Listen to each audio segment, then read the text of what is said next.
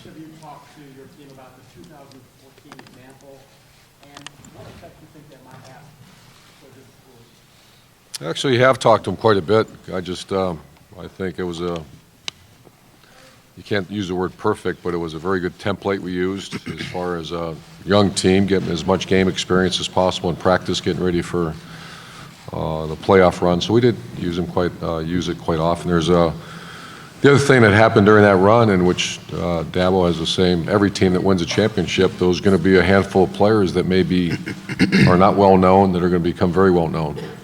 We happen to have a tailback that's doing okay now too. That during that 3-game run, Zeke Elliott, you had Stevie Miller, Curtis Grant. They're kind of legends at Ohio State because of their performance in these games. So I use it more in that because that's real. Going to go far left here over by the trophy. Good morning, Urban. What were your takeaways from working at Notre Dame, both for Coach Holtz and Bob Davie? Well, I saw Coach Davie yesterday. I still, when I see him, how happy he is, and he's, in my regard, one of the great coaches in college football, and took over a very tough situation. The parallels between the two, they're both excellent coaches, but they're very different in their approach about their business. Very good friends with both, and appreciate what they did for myself and my family, because Lou Holtz hired me, and then Bob Davie retained us at Notre Dame, and we had, I think it was 5 or 6 great years there. Going to stay on the far left. Dan Newsman from USA Today. In your previous playoff appearances, you each have played in the early semifinal. I'm wondering tomorrow what you guys will do in terms of looking at that first game, whether you're going to play it on the bus for the players or you'll just have some staffers watching it. What about that first game do you expect to see it all in real time? No, there's no time. Our days are incredibly structured on game day, all the way till we literally get on the bus. We'll have a little walkthrough about 20 minutes before we get on the bus, and if you see any of it, it's just briefly when you're back in your room for a minute or two getting ready to go. But no, we certainly don't play it on the bus. We'll be locked in on what we're trying to do, and that's it. Yeah, Got a question here on the left. I wasn't sure there's a playoff game before ours. Is there?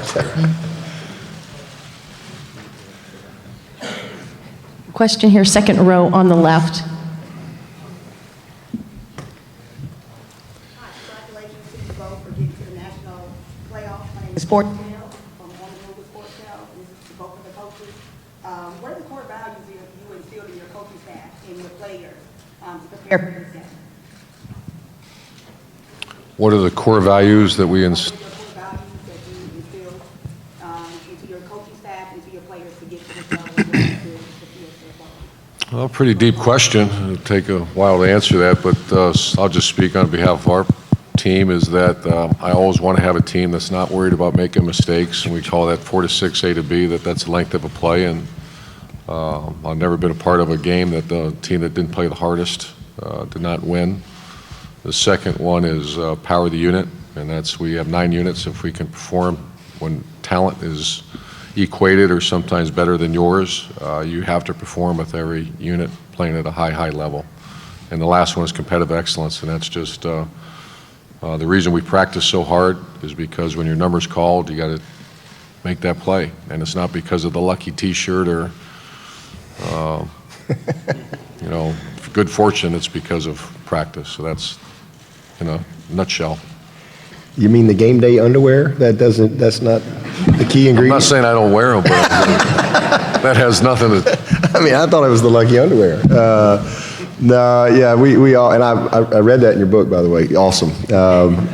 4 to 6 A to B. I've got 9 units. I'm getting it.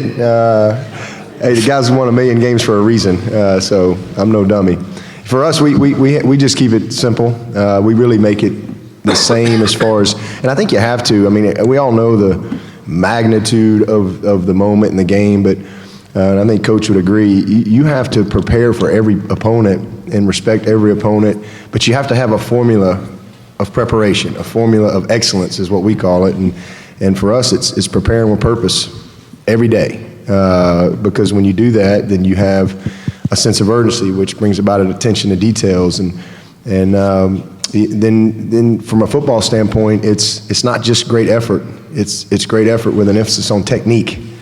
You can run around and give great effort, but if your technique stinks, you're not going to have good execution. And then it's just all in commitment to do the best you can do.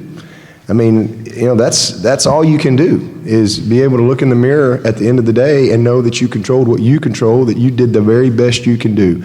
And that's really what we focus on, regardless of who we play.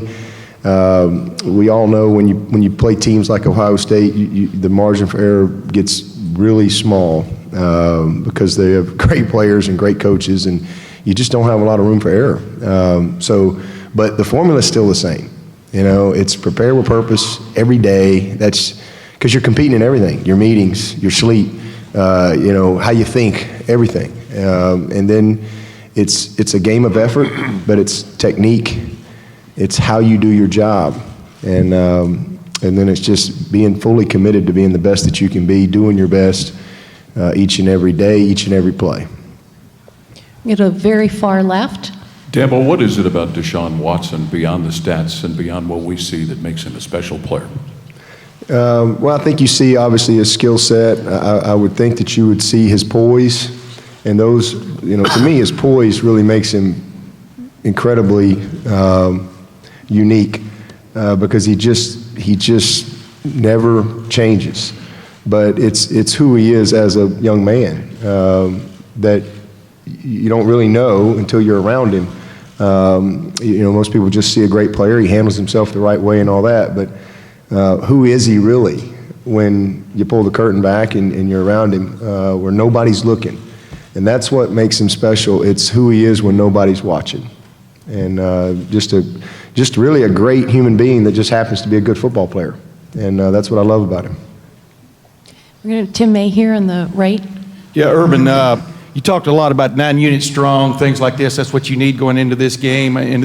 What is your sense right now of confidence that that's going to happen? And number two, do you ever feel, you're 61-5 at Ohio State, do you ever feel confident totally going into a game like this? What are your last minute thoughts, I guess, as you get into something like this?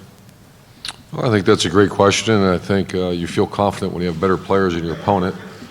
It's not rocket science to figure that out.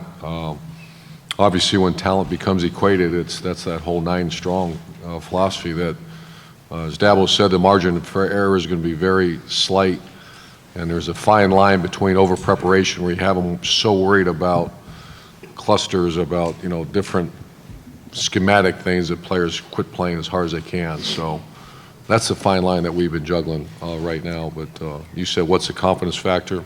Usually pretty confident when we get better players than the opponent.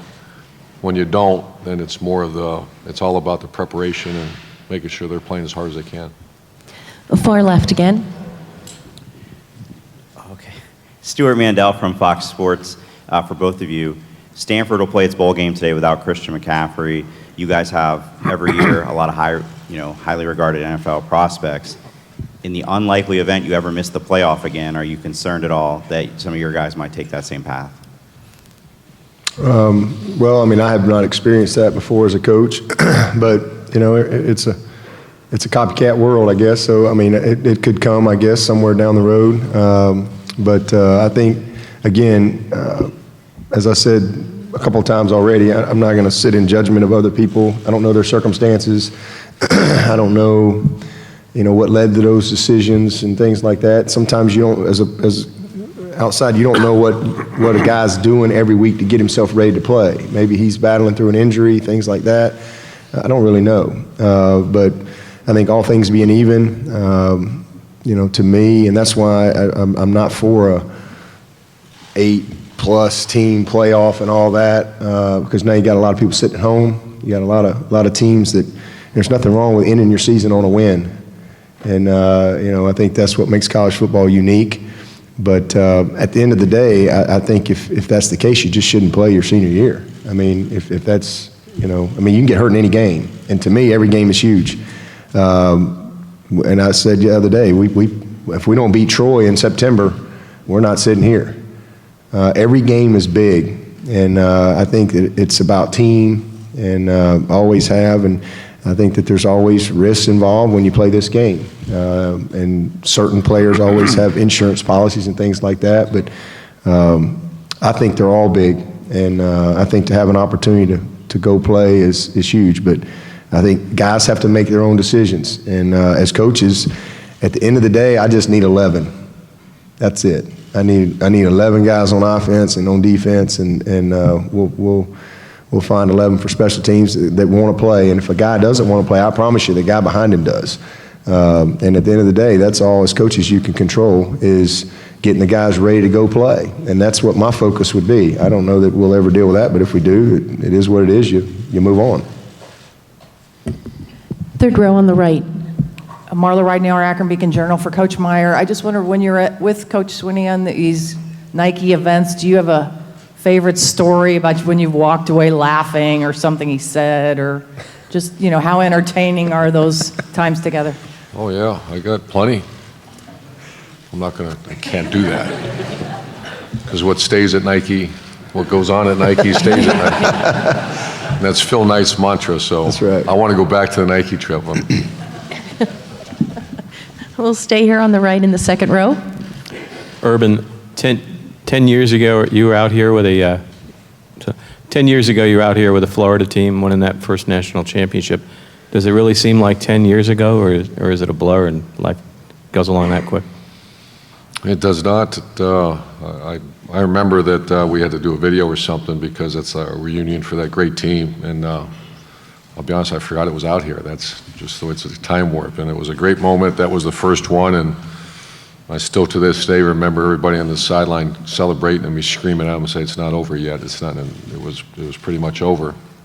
And then we ran a bubble screen with about a minute and a half left to Percy Harvin, and he nudged the ball past the first down marker, and I thought, even us, we can't screw this up now. And I remember just the knees start shaking, and it was a special moment, though. And I think the great John Madden said it best, is that, Bill Parcells said it, that once a team wins a championship of that magnitude, you're forever, it's like a blood transfer, you're forever brothers. And that's the case, because we're still very close. On the left here, front row. Todd Summers, WSBA TV. Coach Swinney, what do you remember back in 2013 when you had Raekwon and Jalen at your camp? And they told us earlier this week that it was at that camp they started talking and deciding between Clemson and Ohio State and ultimately settled on the Buckeyes. What do you remember about them? Great young men, first of all. And, the reason everybody was recruiting them was because they were phenomenally talented young players. But just good young men, good families. Enjoyed recruiting those guys and have enjoyed watching them. We believe it or not, I'd never really recruited against Ohio State until Coach Meyer went there. And once he went up there, and I think he brought some of his ties and recruiting experience from being at Florida. And it seems like now there's a lot of guys that we end up recruiting. Ohio State's kind of always in the mix. And I think that ultimately that's why we've both been successful, is we've got good staffs, but we've had good young people, good players. And he's done a great job of identifying guys and building a culture at Ohio State. And we've tried to do the same. And that's why we've got on some of the same type of people, because they're really good players. But I mean, you get around Raekwon, I mean, he's just a great young man. And it's great to have those guys, because you can win and win the right way with them. I'm going to stay here over on the right near the speakers. Dennis Dodd, CBS Sports, for both coaches. What goes through your mind when you hear people say, you've got it going, you guys have it on cruise control? Dabo, you've rebuilt Clemson. Urban, you're 61-5 at Ohio State. In the context of getting back here, how hard is it to get back and win this whole thing? Well, I can just speak on my personal journey, that in 06, I kind of was mistaken. I remember in the locker room after the game saying, now it's time to coach for fun. We did it. That might be the furthest from the truth, because the journey and to build is exhilarating and enthusiastic and energizing, and the maintenance part is, I said that the other day, and so I'm more cautious than ever about making sure it doesn't become that grind. And it does. To say it's not real Dabo's going to experience that, the more success that he's built this monster that he has to continue to feed, and same thing that happens here. Mac Brown did a great article the other day about that. And Mac Brown's a dear friend of both of ours, and I've had many, many conversations with him about, you create this monster that people are upset when you go to the Sugar Bowl. What are you talking about? Damn, you went 12-1. So I learned a lesson. I made a promise to myself, and more importantly, our players, I will not let that happen to the best of our ability. I don't care who shows up at the bowl game. We're going to try to make it enjoyable for our players. Yeah, same here. I think that obviously we had a little further to go 8 years ago when we kind of started out on our journey, but I've just appreciated every step of the way. And all of the teams that we've had, all the young men, we have a great foundation in place. And I think it all goes to us. We just try to stay focused on our core values. And I'm constantly reminding our fan base to enjoy the journey. I know there's an expectation, but I really want to focus more on having appreciation of our young players and what they do and how hard they work. So we try to stay focused on that. We try to serve our players' hearts, not their talents. And I think if we keep that focus, then we'll continue to be about the right things. I don't want to ever. I personally, winning is not our number one goal. It's just not. We want to win, but it's how we win. It's how we're graduating our players. It's how we're changing and impacting their lives, preparing them for what's next. Are they having a great experience? Are they excited to come back to Clemson? Do they have great relationships? It's a relationship-driven program. And that's what we focus on, and making sure that we have fun. I don't want to ever become a team or a program that when we win, it's just a relief. I want to always have an appreciation for how hard it is to win, and understand that sometimes you lose. That's okay. It's how did we bust our butt? And you're always growing. You're dealing with young people, and the roster changes every year, and you always start over. And I think as coaches, sometimes when you talk about get on cruise control, if you had a lot of success, you just kind of assume certain things, but you can't do that. You have to me, you start over every year and you reinstall your core values of who you are as a program and why. And maybe those seniors have heard it 3 times, but you know what? They didn't get it all as a freshman and sophomore, as a junior, but by the time they leave as a senior, they're telling the same stories. And 15 years later, they're repeating those stories. Well, now they got it. And so I just think you got to stay committed. And for us, it's making sure that we stay focused on the right things. We'll have our last question here over on the far left. Ralph Russo, the Associated Press. Dabo, kind of building off the last question, Coach Meyer was describing what he felt like when he won a national championship. It's pretty much the only thing that Clemson hasn't done that all these other great programs have done. I'm wondering when he's describing his feeling for after having won a national championship, what your thoughts were, description.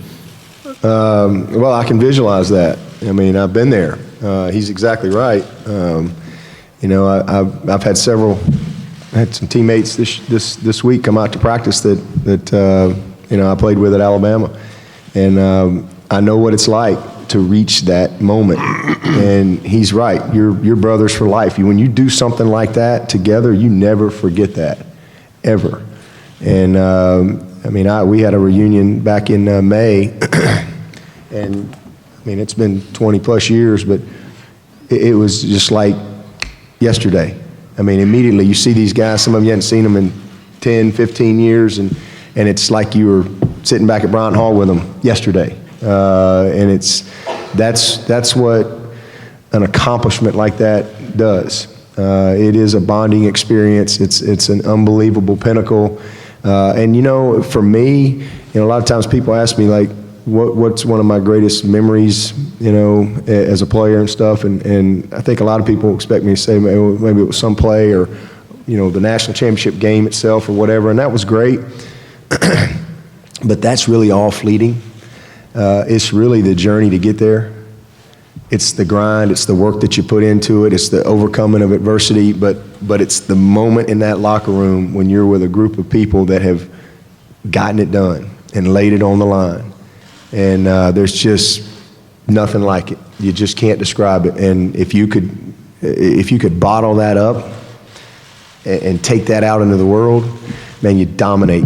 And it's because it's a special bond and love, and it's awesome to be a part of. So, you know, I can definitely see it and visualize that, and hopefully we'll have our opportunity to hold the trophy up one of these days. We're going to keep getting into the batter's box and keep swinging, and hopefully one of these days we'll get it done. And we got a chance this year, but they don't give those things away, man.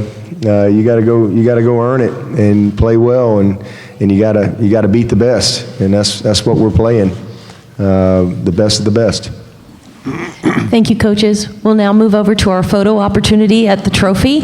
Again, we ask our still photographers, if you would, to stay back so we can have the videographers on the podium get their shots first, and then we'll open it up for still photography. And again, please make sure that you stay behind the white tape. Thank you.